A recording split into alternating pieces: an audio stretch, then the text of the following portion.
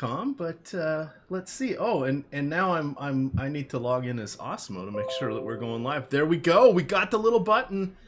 We are live, Jake. We are live. Look at this. I just got to get to the right strings here, but we've got a 10 gamer, and why is this not working? So, and my dog's gonna bark because we have people at our house. So, good times ahead. But in any event here, what do we know about weather? I'm going to mute this and go take care of the front door. Sorry. About weather? Yeah, just vamp for a moment. Sure. Yeah. I haven't actually been looking at weather too much. It looks like Alex on the projections on the site we have the postponement risk. It looks like everything is pretty clear. So as long as that's good, I am continuing to play it straight up. I'm not really having weather affect anything with what I'm doing. So yeah, I'm just playing it straight up. All right. That's kind of the same path I'm going to go. Nothing really seemed too crazy. We do have some pivots. We've got a little time before lock, so we can hone in on some of those things. I see my hair standing up. I'm getting my hair cut after the show, so it needs to behave. There we are. We have one of our friends comes in from West Virginia, and she cuts hair for friends and family. So they're here, and the doorbell, I tried to remind them, don't ring the doorbell because the dog's going to go nuts. All of you guys are downstairs in the basement, and nobody is letting anybody in because they're afraid to walk into the house. Jake, first world problems, man. First world problems. No kidding. You speaking of first world problems, I thought Lock was at 410 today, so I was happily making lineups. Lock was at 405, Jake. So three players not playing today in my afternoon lineups. It's only 107 entries. What are you going to do about it? So just throwing that out there. Reminder to everybody, put some live people in your lineups if you're going to make foolish mistakes. And you'll do this from time to time, especially with baseball because there are slates all over the place. All right. I think we are good. We are live. Get that tweet out there in a second. And then we've got... well, let me get some of the good stuff here. Hopefully the sound's okay. Let me know. I rebooted the computer and I played around, made sure the wires were not wonky like it was this morning when we did not one but two shows, Jake. So this is technically our third show today, if you want to count it that way. Sure. Let's see. Did you end up playing the afternoon slate? Yeah, I did. It's going okay. Carrasco, I think, fell apart a little bit, but I mean, it's going to depend on Soroka, what happens there. So that game just about to start here in the next few minutes. So that will decide a lot of the slate. A fourth of it hasn't even started yet. All right. Let's see. Let's go with our first game here. We've got Oakland at Pittsburgh. We have Trevor Williams taking the bump here for the Pirates, and Chris Bassett coming into play for Oakland. I'm getting more Bassett than initially expected from our morning conversation. I'm getting about 20% thus far, Jake. I've only run my preliminary stuff, but I see we do have all lineups in, so we'll get some final things run here. But I like it. I'm comfortable with it. Now that you've had a couple hours to think about it, what are you doing here with the old Bassett hound? Yeah, I'm getting to him. And actually maybe more than, I'm getting 13% right now, but I have 300 lineups. And that's going to get cut down to 150. The ownership is probably going to make him come up a little bit more than that. So we might get up into the 15, 20% range, which I'm fine with. Like I said, he's been impressive so far. It's not a perfect strikeout matchup. It's not even a good one, I wouldn't say. So it's just kind of whatever. I'm like I said, I'm not Xing him out or anything. He's right now 2% owned. So I will gladly take a guy who's shown some talent in his first couple starts. Excellent. And then any thoughts on Trevor Williams?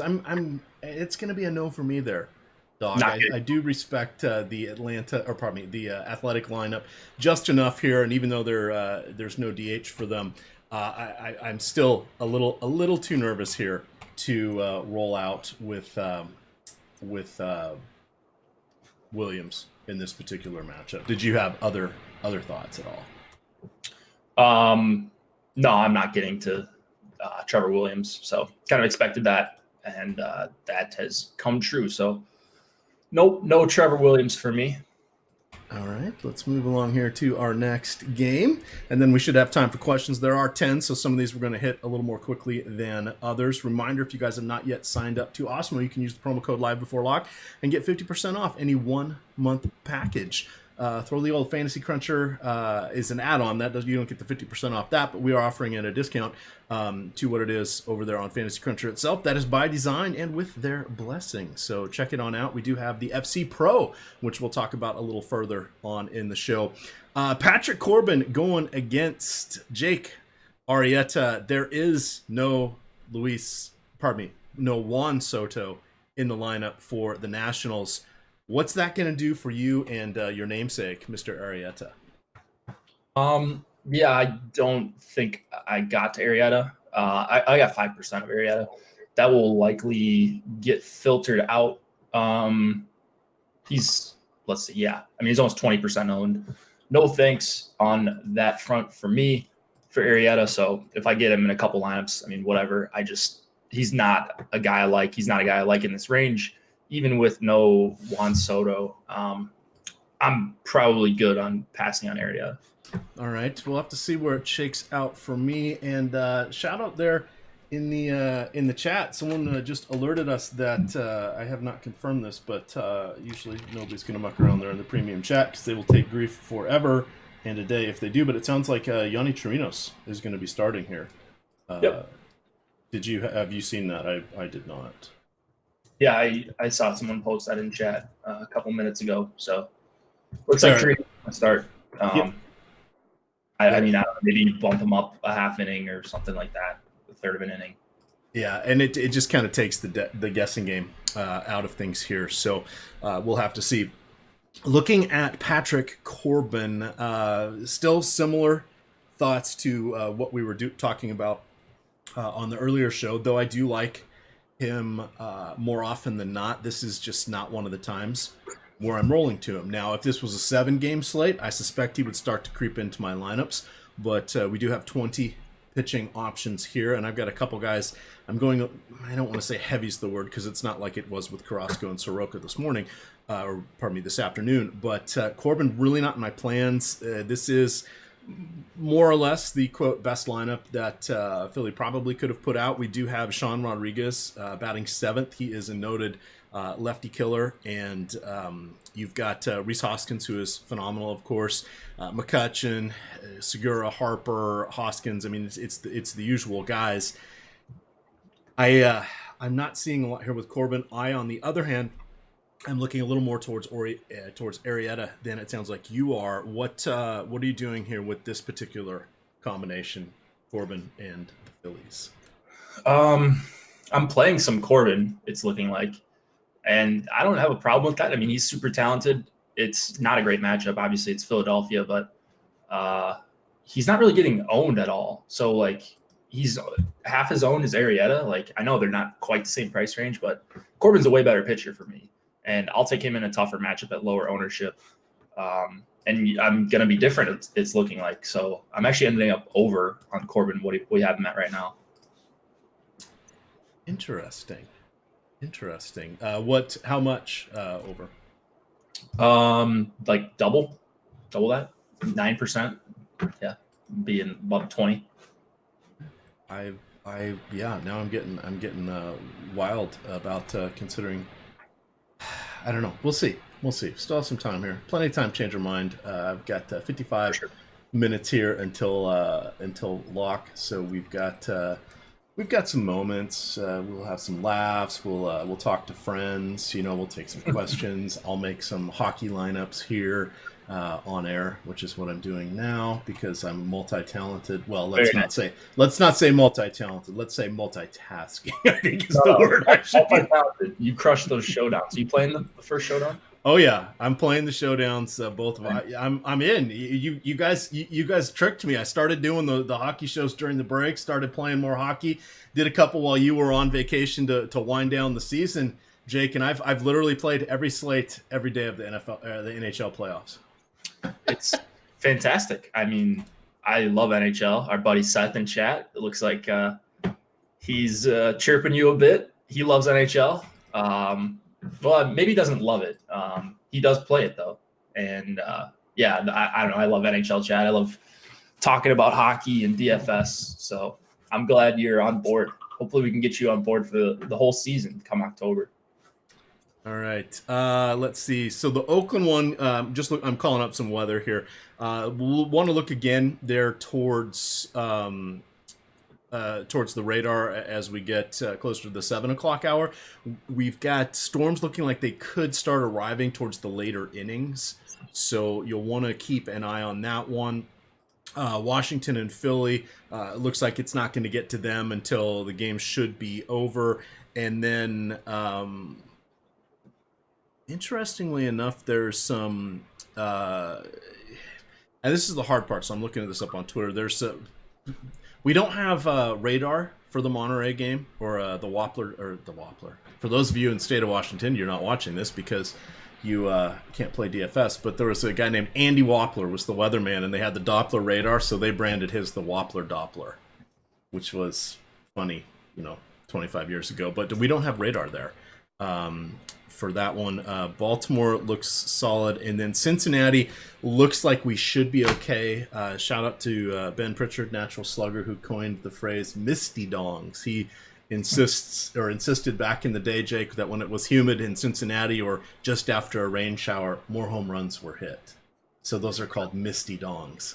For those of you that have not been around the DFS world for a long time. That's about six years ago, I think he coined that phrase. 7 maybe. It was a while. I suppose, yeah. All right. On to the next game. That was sort of the segue here into Tampa Bay at Baltimore.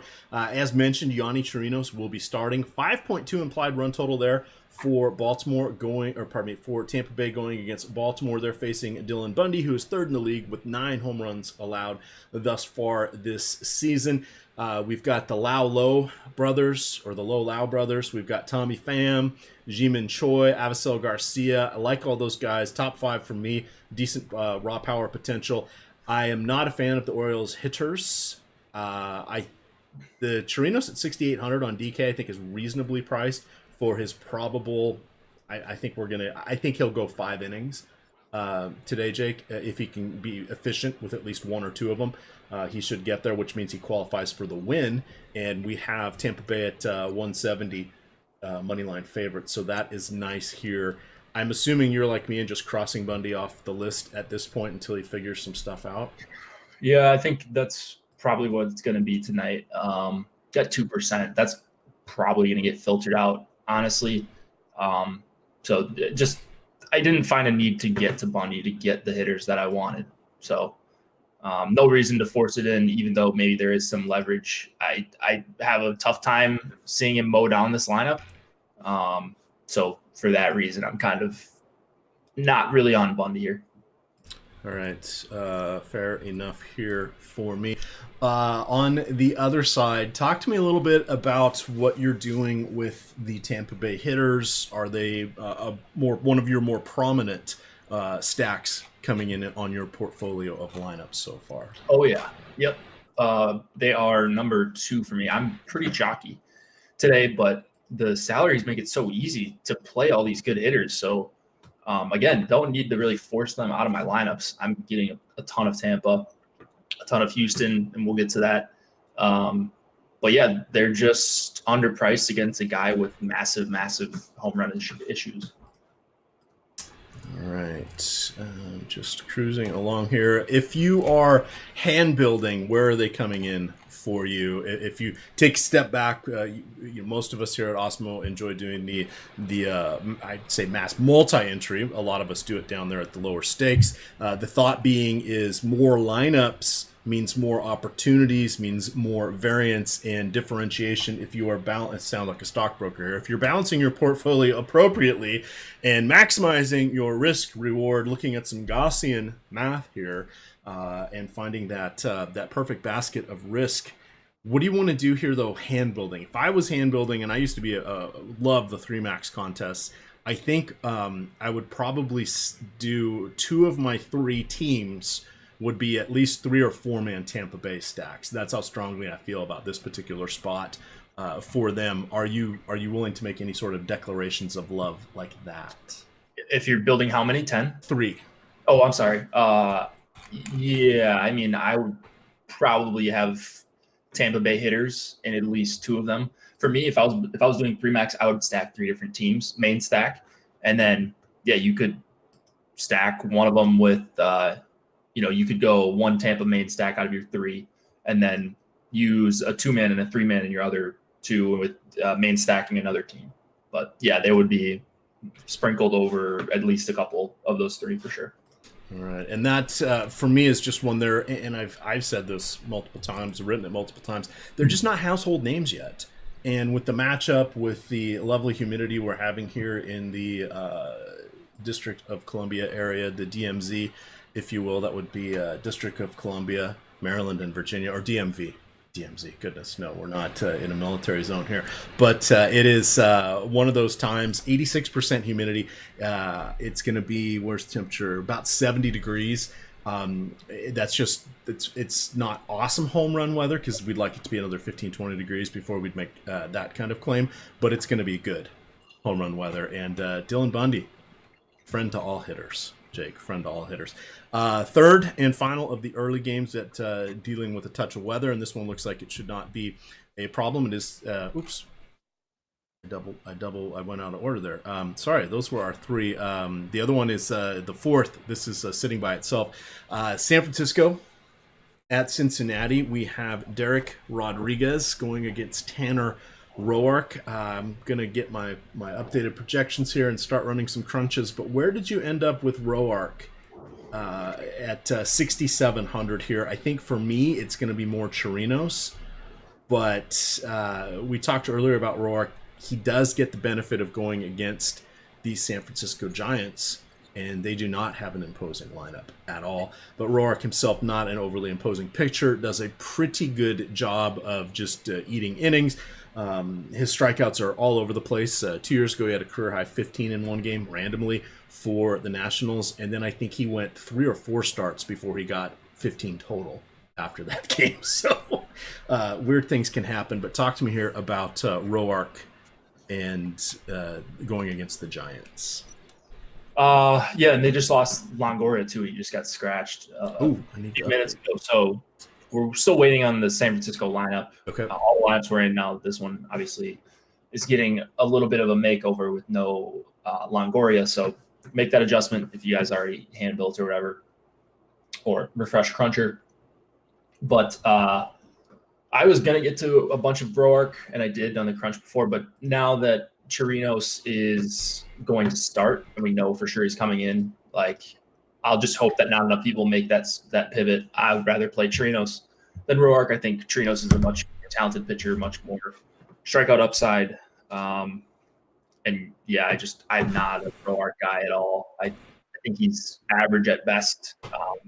To lefties, he's got issues. He can't really get swings and misses, and they're not great lefties in here, but like Belt is a guy I'm really interested in at 4,200. So Panic doesn't really strike out too much, and yeah, I'm just glad I can get off of Roark a little bit here. All right, as my microphone starts to fall apart again, I may have to get a new microphone. Jake, this is not good. Get a Yeti.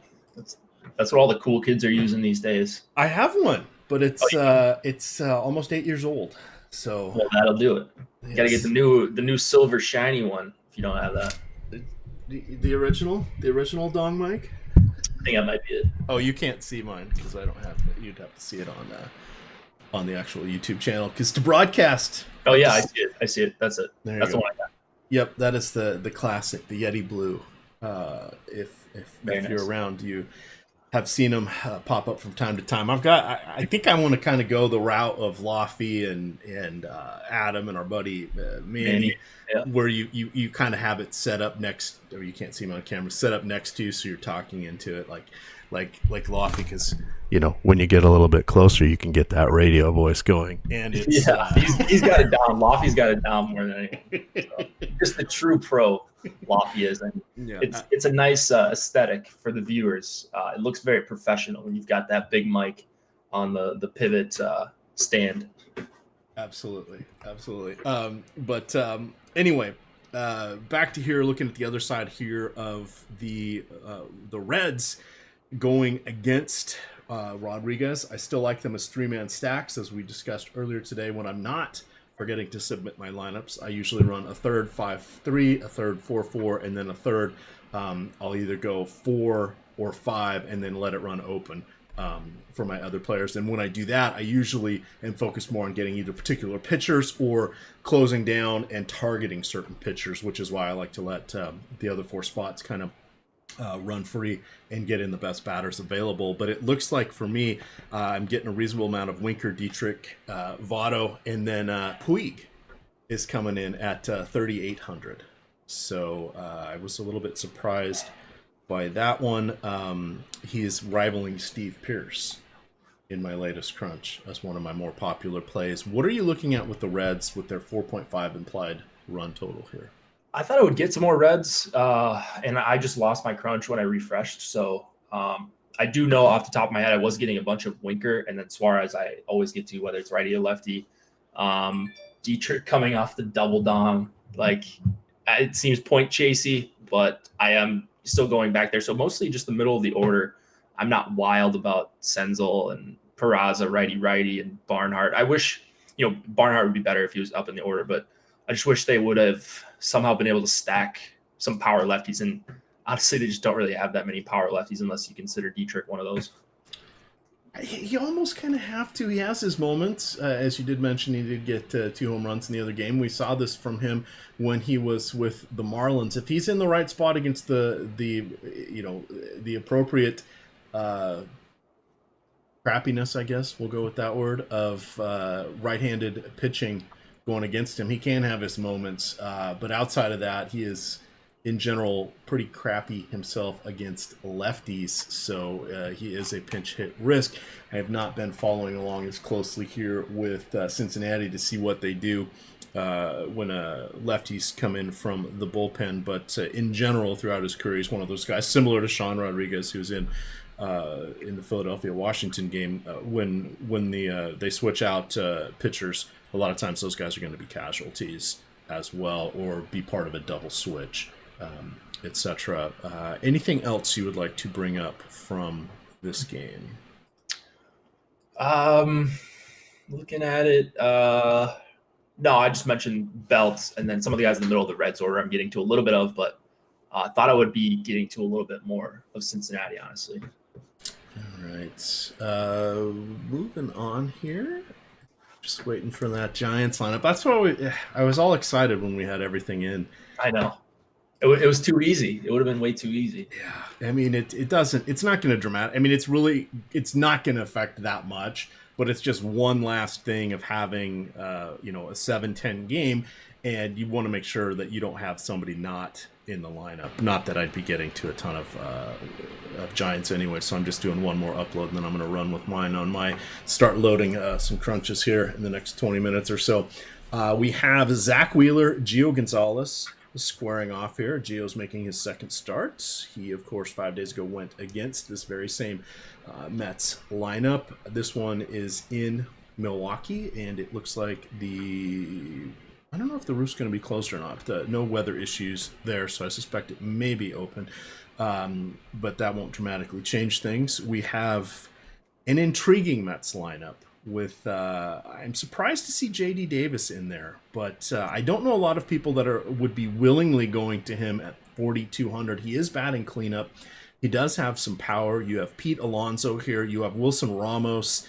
Robbie Cano, solid. Michael Conforto, solid against fellow lefties. No Gio for me today, it looks like.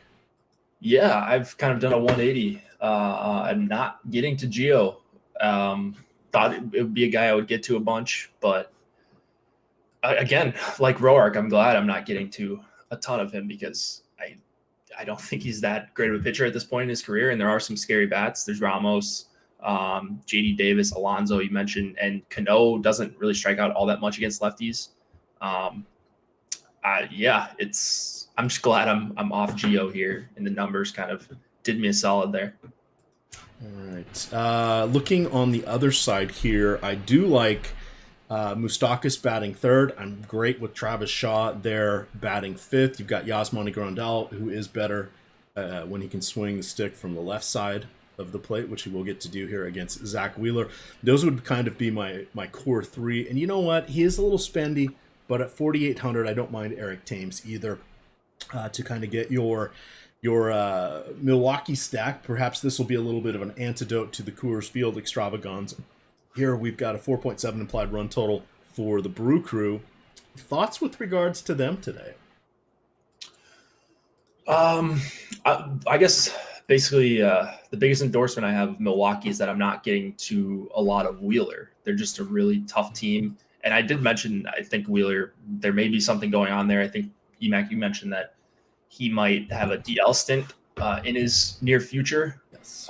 The velo was a little bit down. The velocity was down. Wait. Velo? Is that Velo. what we're going with? Yeah, I say that. I don't know. I usually type that. I usually don't say that out loud, but I kind of like it. It made my ears perk up. I'm like, oh, you ever heard that one? is this some of the hip lingo? Remember, I'm talking about Punch and Judy hitters. I'm talking about baseball phrases from freaking 60 years ago. And so, no, I haven't heard velo. Come on. I didn't know Eric Sogard was nerd power. Teach me here, youngster. The young kids these days, these millennials, these people in my age group, they are big on saving time and being lazy. So velo, anytime you can shorten a word, that you just got to do it. Right. I will agree with that, and that's a good one. It's catchy. It almost feels like one of those made up names, and I've worked for a series of companies in my career that literally had made up names that mean nothing, because it was biotech and information technology. I've worked now with defense contractors. It's just it's always funny because a lot of acronyms and just insider bullshit jargon, as they like to say. But velo, all right, I feel like that's the password to the cool kids at the table. You know, with the other baseball sabermetricians at lunch by ourselves, Jake, throwing around terms like BABIP and velo. And Exactly. Ex-WOBA. Yep, the ladies dig that. They dig For sure. All right, our Monterrey, Mexico game. Here we have Wade Miley and Trevor Cahill squaring off. You guys will note that this has an eye-popping 11.1 total here. 6 implied run total. 6 for Houston. Let's spend a moment on this because Trevor Cahill, reasonably good pitcher, but wow, 6 implied runs, Jake. And as we mentioned on the earlier show, Monterrey Stadium is major league dimensions. It is the crown jewel of the Mexican League. It is fully. It's not like when they do some of those barnstorming trips when they go play an exhibition in the Dominican or in Cuba or even in Japan. This is a full-on regular size outfield and everything, but 6 implied run total. That feels pretty high there going against Cahill. Yeah, I mean, Cahill can be respectable at times. Like I mentioned earlier, not super impressed with what I've seen out of him. So I don't want to play him at the 6 total against him. 80 degrees. Man, I don't think you need to get that cute and play Cahill here. And then the Astros are my favorite stack. So it's going to be a ton of really 1 through 7, but I'm also going to mix in the 8 and 9 guys because I'm playing just a ton of Houston stacks. They just fit so nicely. It's like DK didn't know that this game was not in LA because they're just priced down against a guy they shouldn't be priced down against. You mean one of the DFS sites not looking or planning ahead, Jake? That's correct. That is impossible. As shocking as it seems, yeah. It is impossible. It's not even impossible. It is so, I can't even fathom it. It is impossible. It really is. Never happens. No. They're always on the ball. They're always on the ball. On the other side here, God, I wish we could roster Mike Trout in at least 2 lineup spots tonight. Sadly, we can't.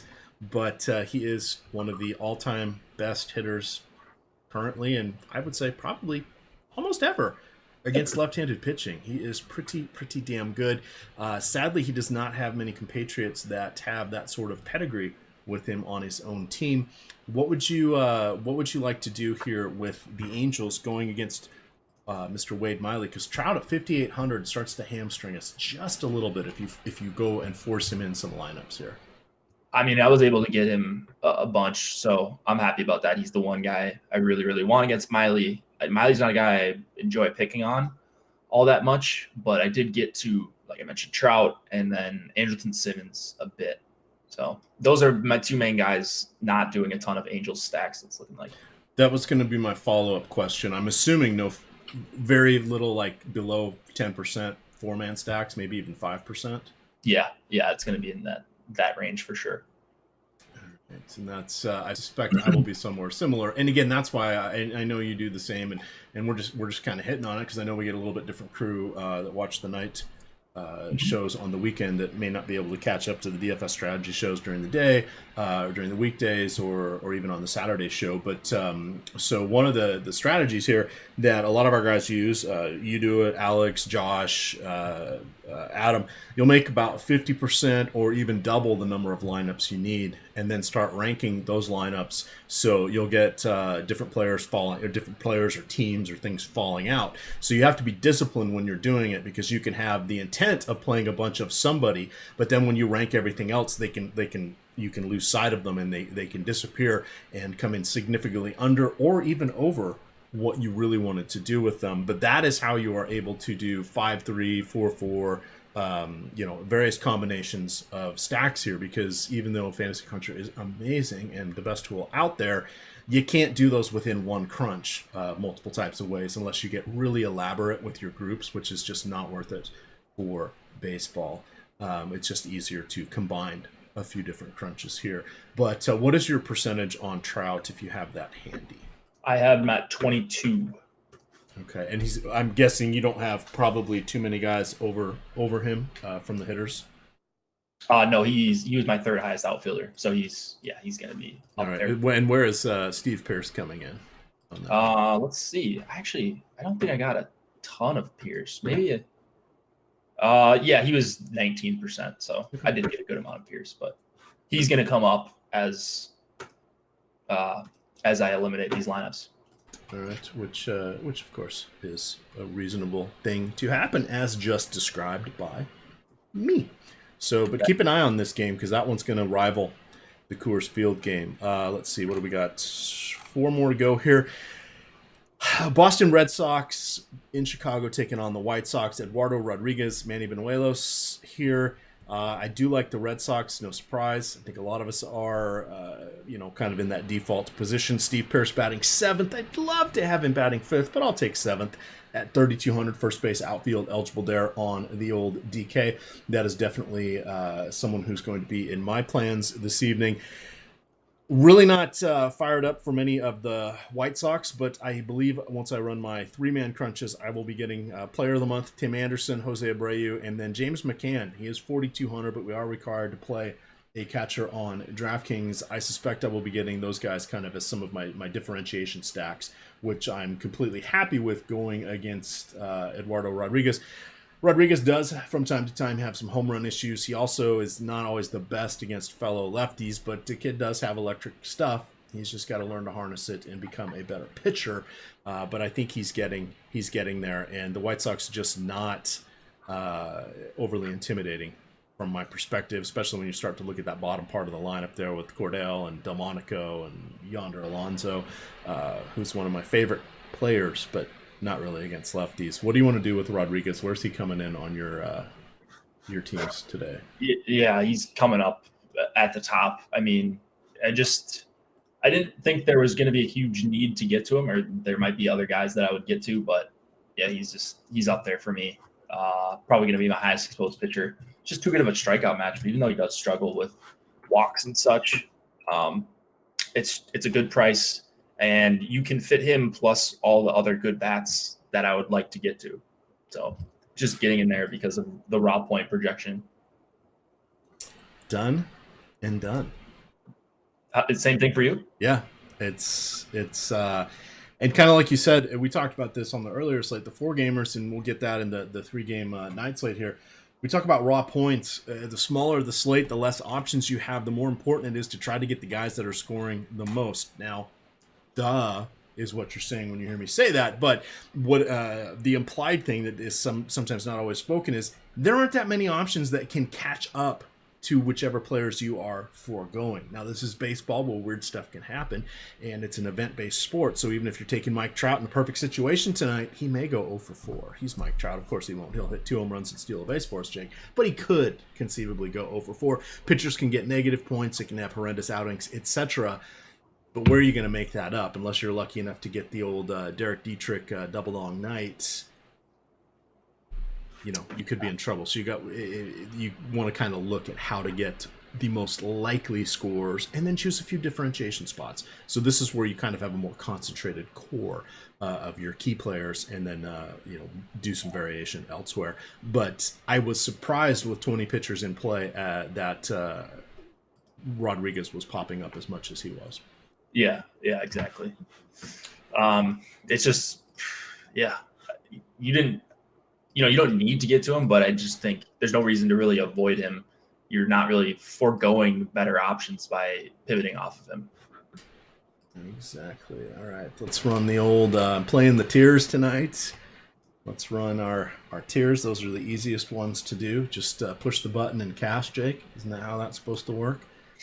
With these, don't have to worry about too much because I've got projections where I like them. Hey, they're called Awesemo.com. They're the baseline projections that Alex and Tom are using themselves because we had some changes there on our back end stuff, and they are now the ones that are running those projections. Josh, of course, does NBA. Jake does NHL, but it's a collaboration here on baseball, and it's mostly the input of our talented guys that are ranked in the number 1 and number 7 in best DFS gamers in all of the land.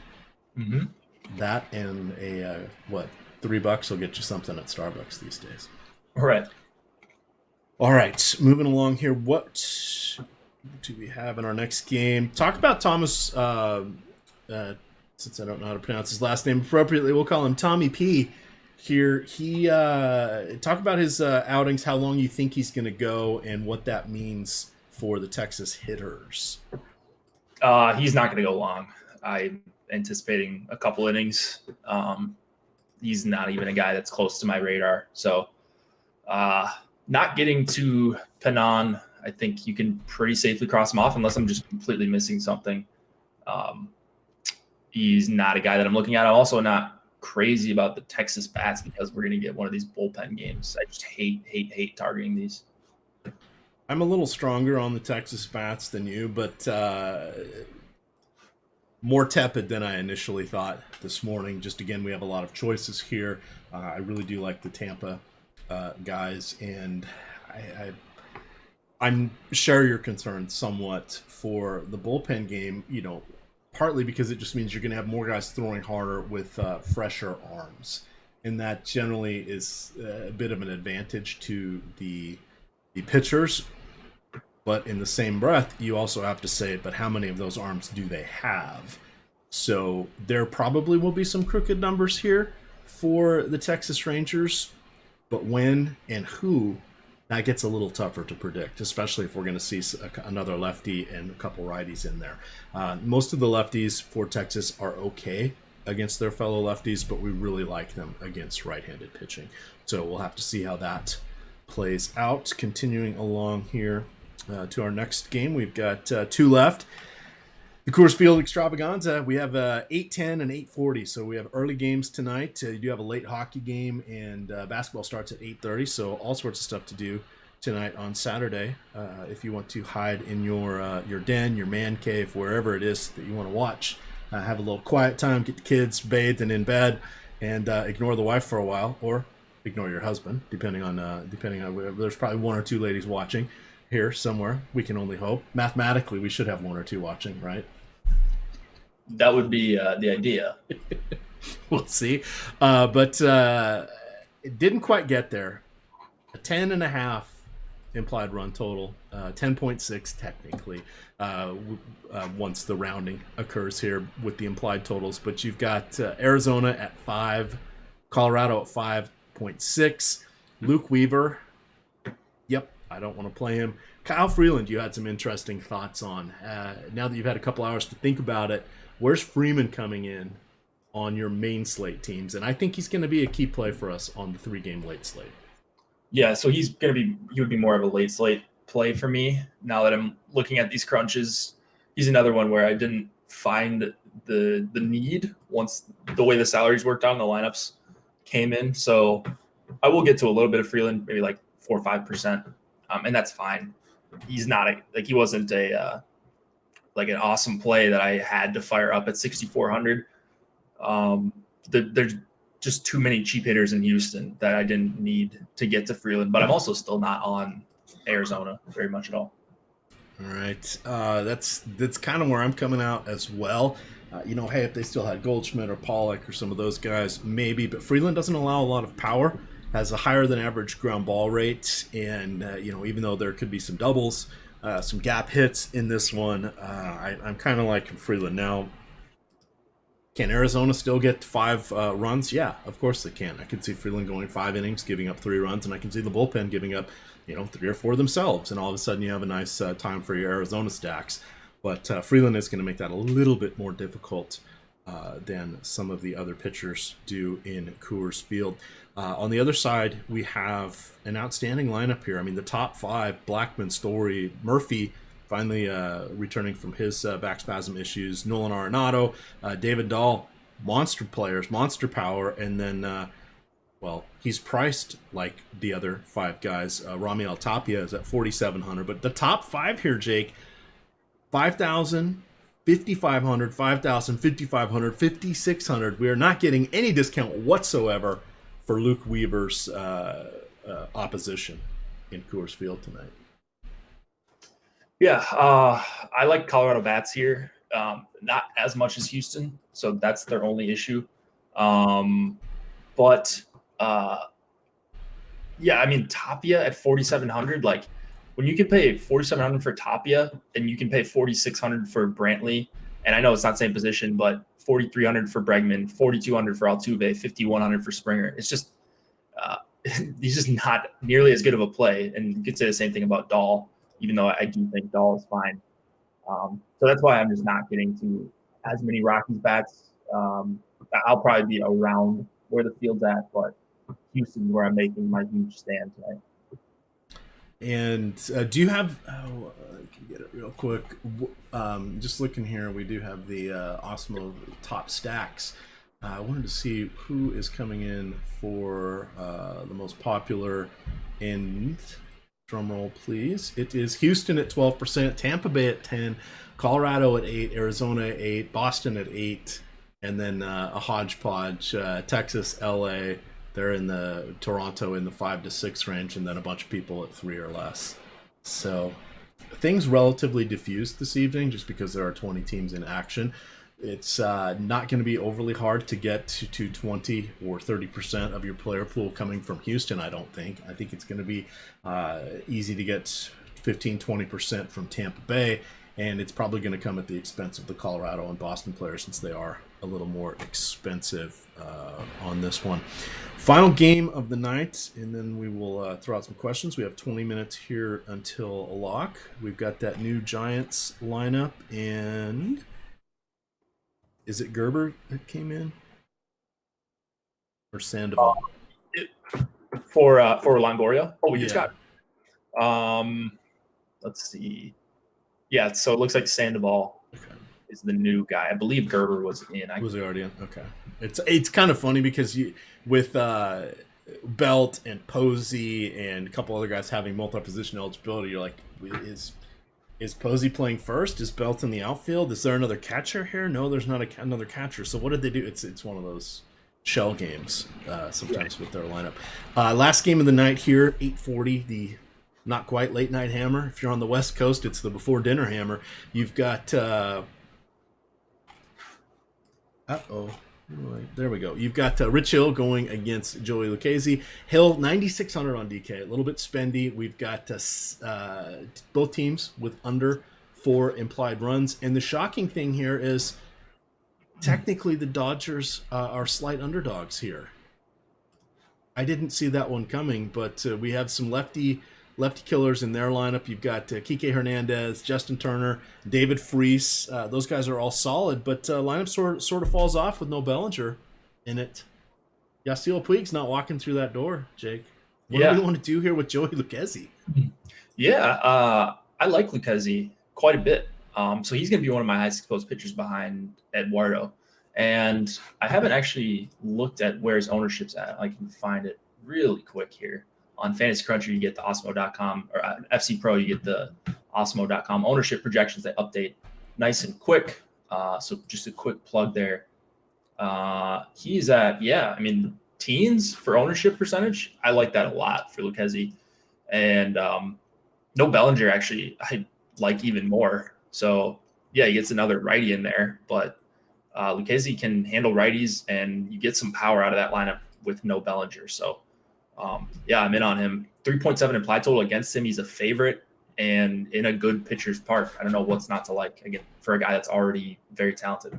Yeah, it's going to be an interesting one. Of course, he still has a season and change under his belt, learning his craft, but the lineup is shaping up nicely for him, as evidenced by the 3.7 implied run total there for the Dodgers. On the other side, we have Rich Hill. We are not getting any discounts, no favors being handed out to us, but he does have some intriguing strikeout upside. He is going against a heavily right-handed team. He does strike out righties over the last year and a half for about nearly 30%. But we're playing with fire here with the Pod Squad. What do you want to do with our Padres? And I am going with Hunter Renfroe as my home run of the night. Okay, I like the pick. I'm sticking with it. Yeah, Reyes is actually the guy I got the most of, and I'm not getting to a lot of Padres. Hill's just a guy I respect a lot. If I was going to a mini stack, I think that, again, 2, 3, 4, as we talked about this morning, Reyes, Machado, Renfroe, those are the guys you want to target against Hill with. But, yeah, I just not too many Padres here. A little bit of Hill. He's probably going to end up in the 10 to 15% range for me. All right, let's see. If you want to do me a little favor here, I'm setting up some of my crunch stuff. You want to throw out a couple questions that we have there, or any other observations that you want to make as we get to that last 15-minute bit of a scramble here, working our way up to lock. Yeah.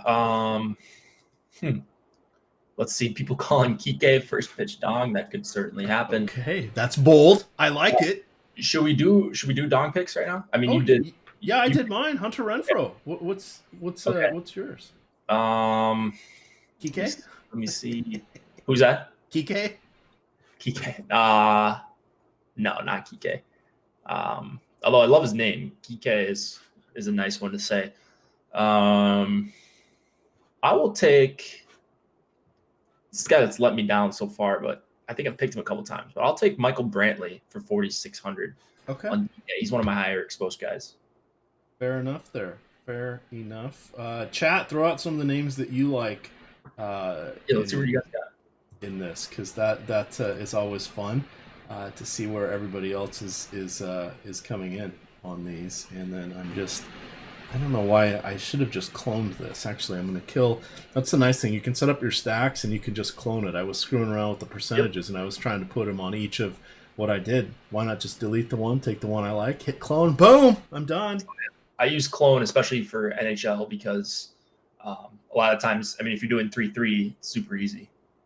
Yes. Yeah, absolutely. But are you not going with your 3-2-1s here in the playoffs? I'm going with the 3-2-1s. Yeah, so I'm at more during the regular season. So basically everything I run out tonight will be 3-2-1 for NHL. And speaking of NHL, if you guys are playing that, you can prioritize your MLB lineups first, because it's a random late start for NHL, 7:15 Eastern, 6:15 my time is the lock, when it's usually right at 6 o'clock sharp.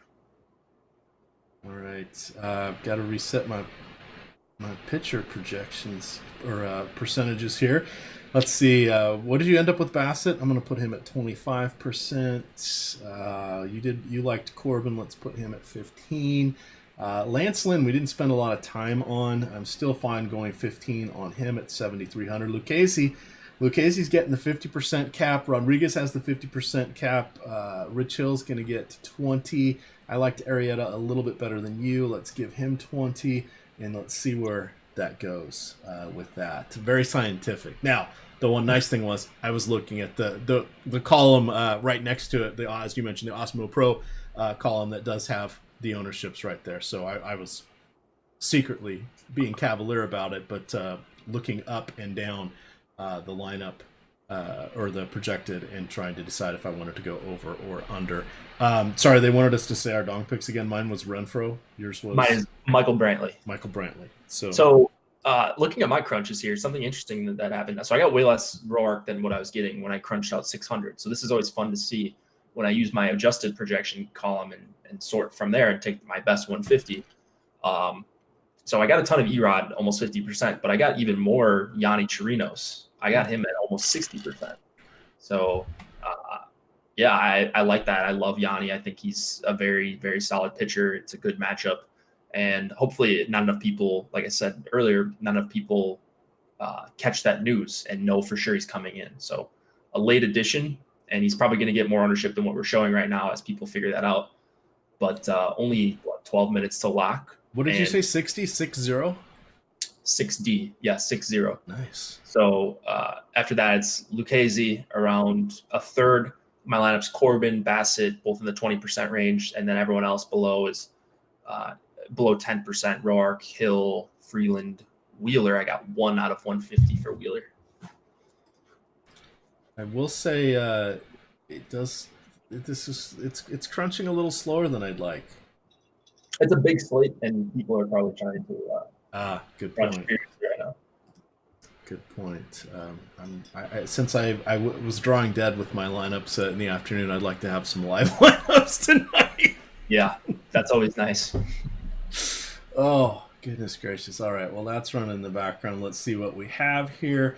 Yanni, a better long reliever than starter. Well, so here's part of the reason that they do this for Tampa Bay is they have a couple good relievers, but they eat up the 1, 2, 3, 4 hitters. So you're going to help anybody if they don't have to face them until the second time through the order. So that is what's helping out mathematically over the course of the season, improving the odds of the long relievers or having the opener in these cases. And especially if they can go 2 innings, it's just that much more helpful because then you get your starter hopefully going against, or pardon me, your long reliever going against the 7, 8, 9 or the 8, 9 hitters before coming back around. So that's why they do it.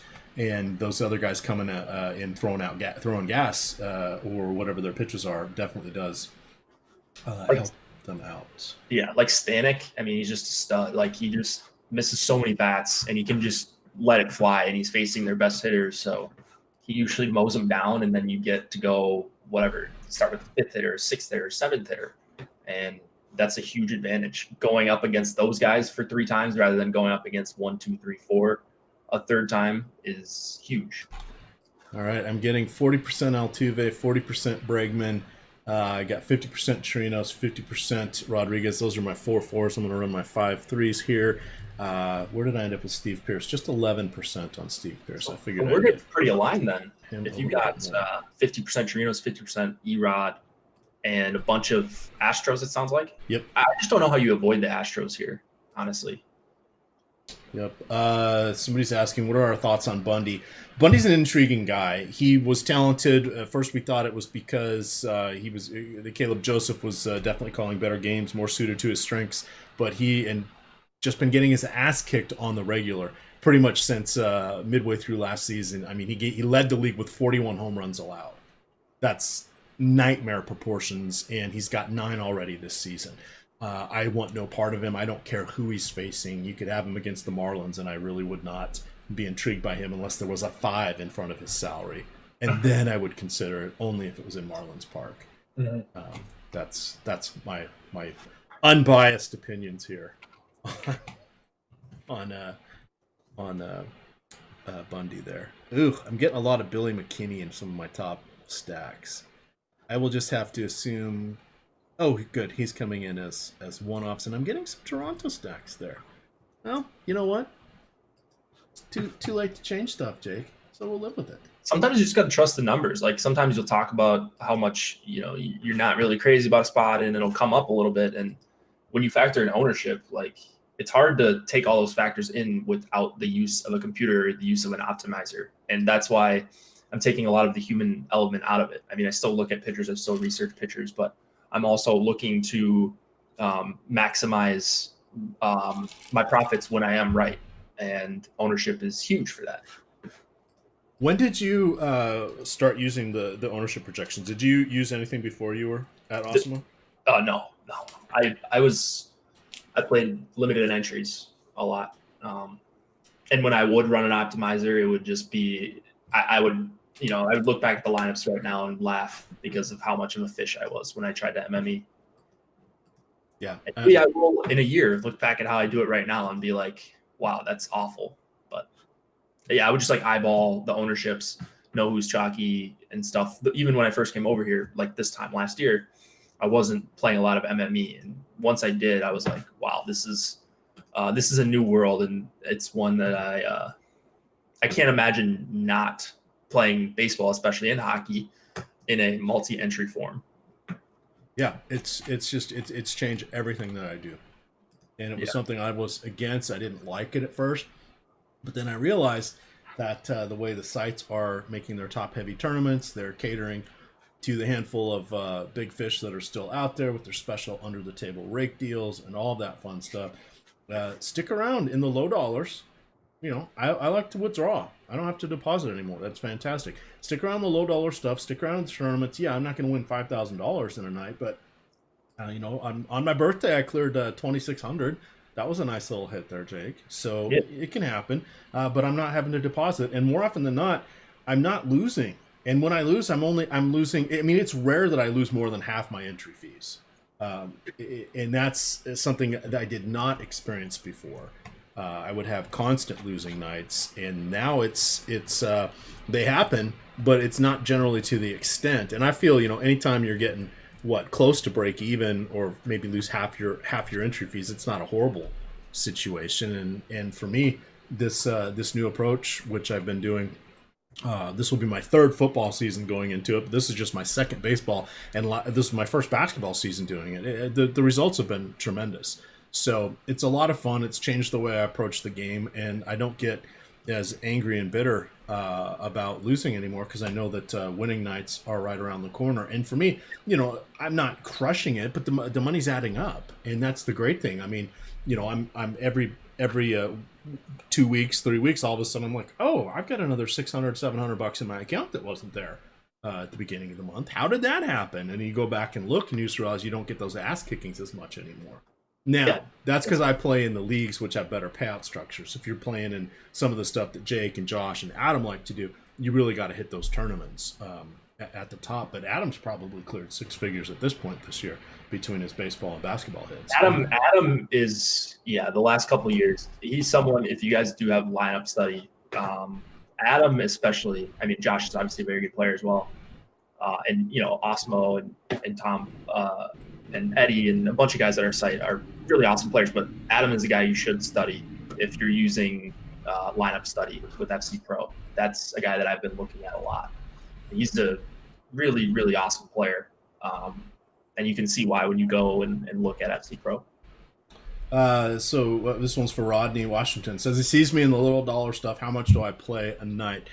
So right now I'm playing about $50 a night in NHL. I'm playing about the same in NBA.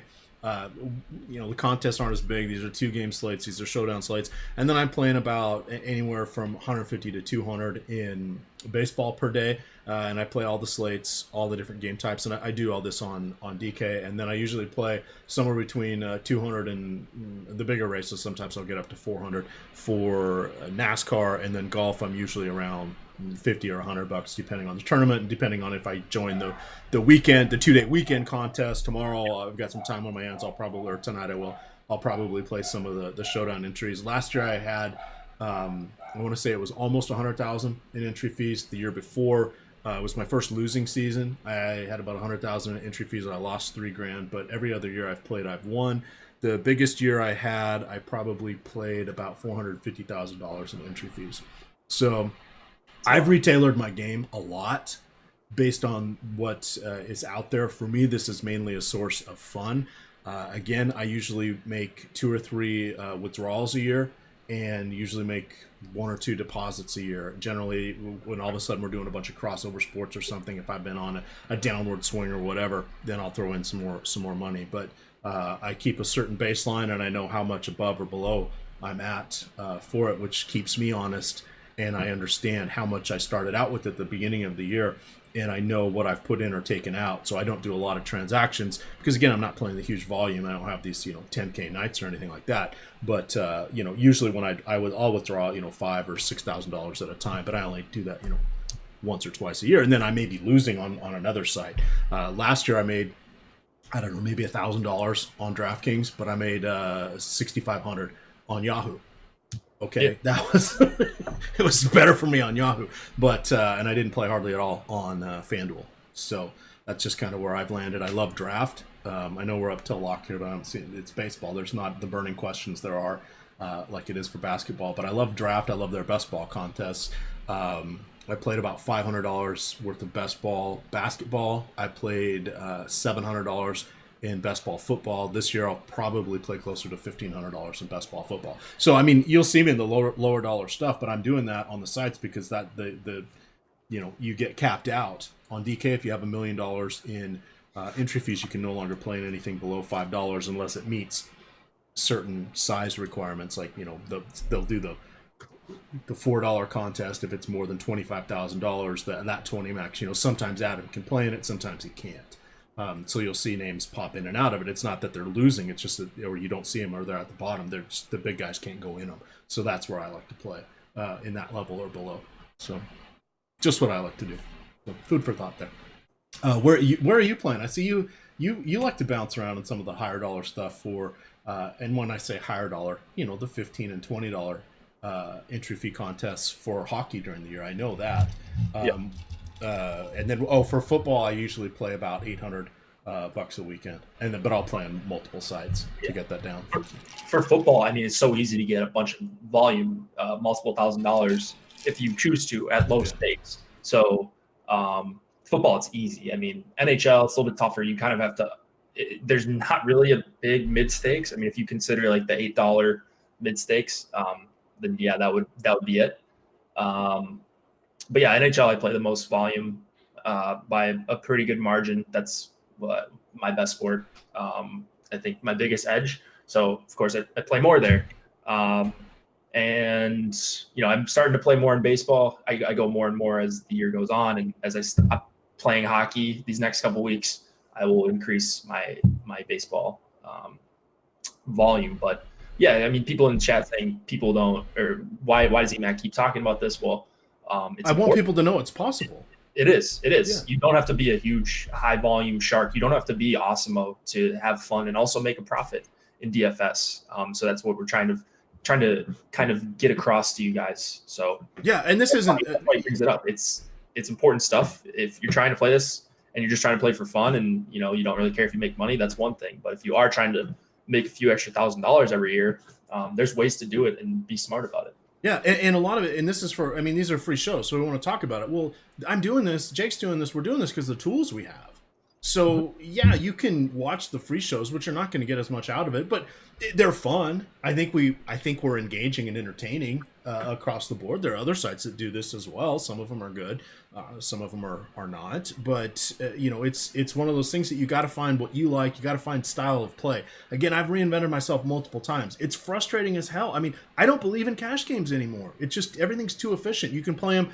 I'll play some of them in baseball once we're done with the crossover sports. I definitely play them in in NASCAR, but I play about 20% of my volume in play is head-to-heads. That's it. It's not 80-20. Those are such outdated rules, in my opinion, or guidelines that it's just silly. And I do want to say this because some people did message me about it. They said, well, you don't like cash games. I'm making money doing it on cash games. Good.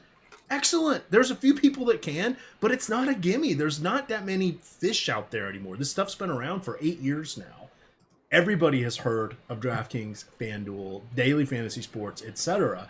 It's not like it was when they were popping bottles on their commercials that ran, every 5 minutes on TV. That doesn't happen. I mean, look at their tournaments now. Yeah, they're running $1 million tournaments. 30% of the prize pool the first. Really? It's not sustainable. So the sites, here's my little diatribe. The sites are hoping that they're gonna make more on sports betting. They're hoping to convert more of us to doing sports wagering. DFS will become a secondary feature for them, and that's fine. DFS is not going to go away, but to say, "Oh, I'm going to start doing DFS and I'm going to make enough money to support myself," wow. Maybe once they start making more money off the sports betting, and that becomes a stable thing for them and their top priority, then hopefully. I did see some articles. I don't know how accurate this is. Again, I have no idea how exactly all this works, but maybe then you start to see some more friendlier games, meaning less rake. Yeah. It is a possibility. I've heard the case for it. Again, I'm not an expert at this. I just play the slate, and I'm hoping for lower rake, and maybe that is at least a possibility. I've seen some sharp people suggest that might be coming. Yeah, and that's it. And I see Joseph Mata. I mean, good point. MLB is where everybody should go. And you say, eventually once the bankroll allows it. Hell, you just got to be willing to pay for Fantasy Cruncher, and you can do it for 20, 40, $50 a day. They run these quarter contests all the time. So I just jump in a bunch of those. I jump in the dollar contests, the single entry stuff. For NBA, I do believe 3-mans.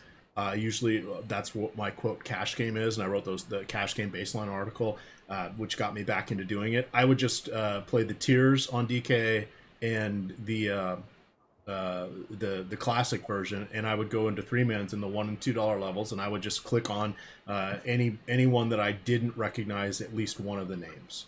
Right. And you get to know, it's not there's like, if you play on DK, Captain Spaulding is his name. That guy is just killing it in the low stakes stuff. There are some really, really crazy shark type players in the low stakes stuffs, but your margin of error is not as bad because like today, oops, I forgot to set my lineups. Well, okay, great, I lost $40, but it's not the end of the world. Yeah. If I had done that with the Atom volume, where I've got $10,000 in play and something screws up, then that's devastating. But $40, whatever. I'll make it up. I had a good week this week.